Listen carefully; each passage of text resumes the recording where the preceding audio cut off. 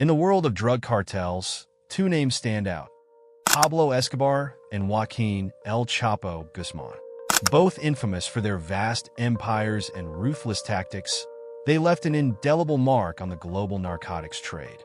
Pablo Escobar, the king of cocaine, ruled the Medellin cartel and became one of the wealthiest criminals ever. On the other hand, El Chapo, the head of the Sinaloa cartel, was notorious for his cunning escapes and dominance in the drug world.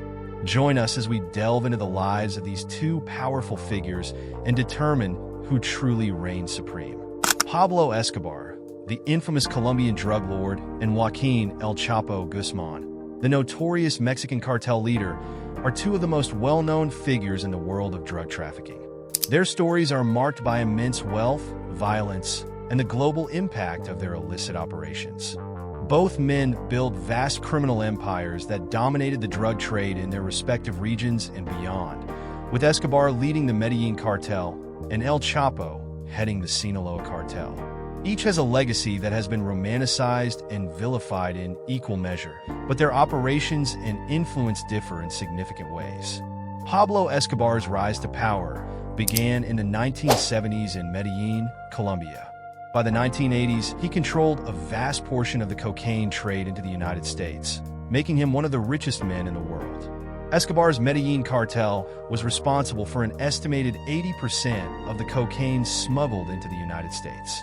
His wealth allowed him to gain significant political influence, and he famously offered to pay off Colombia's national debt. Escobar's reign was marked by extreme violence, including bombings, assassinations, and the killing of government officials, journalists, and civilians. Joaquin El Chapo Guzman began his criminal career in the 1980s, working under the tutelage of Miguel Ángel Félix Gallardo, the godfather of the Mexican drug trade.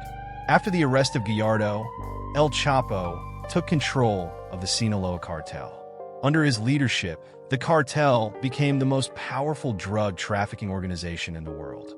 El Chapo was known for his innovative smuggling methods, including elaborate tunnels that crossed the U.S.-Mexico border. His cartel trafficked not only cocaine, but also heroin, methamphetamine, and marijuana. Both Escobar and El Chapo amassed tremendous wealth from their drug empires. Forbes magazine once listed Escobar as one of the richest men in the world, with an estimated net worth of $30 billion by the early 1990s. El Chapo's wealth was similarly vast, although precise figures are harder to ascertain. He was also listed by Forbes as one of the most powerful people in the world.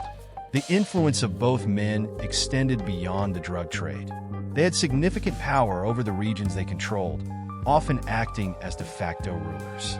Violence was a hallmark of both Escobar's and El Chapo's reigns.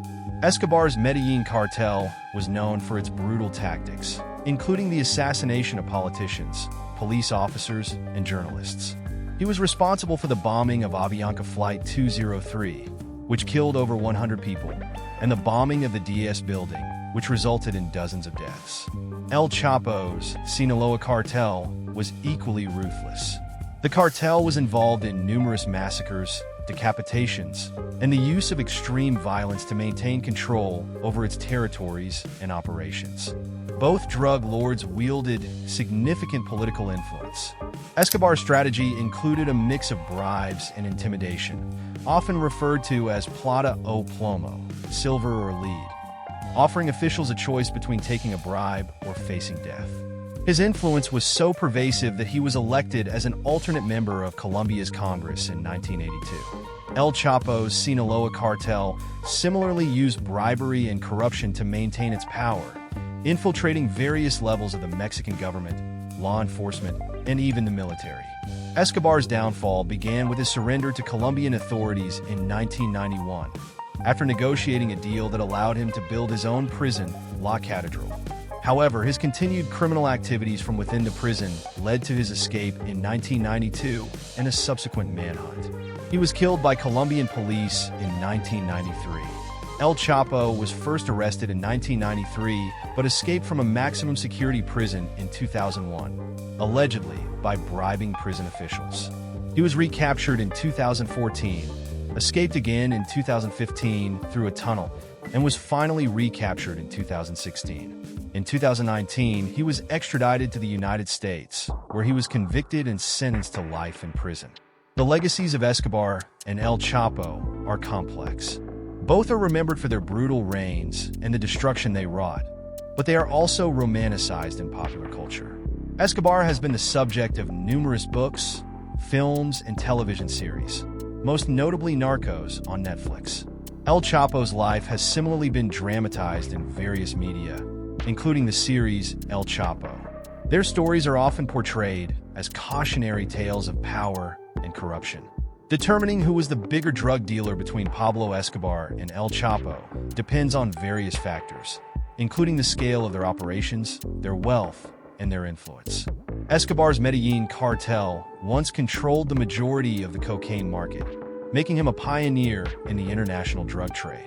El Chapo's Sinaloa cartel, however, diversified into multiple drugs and operated on a global scale, arguably making him the more expansive trafficker. Both men left indelible marks on the history of drug trafficking, shaping the operations of the global drug trade and the law enforcement responses to it.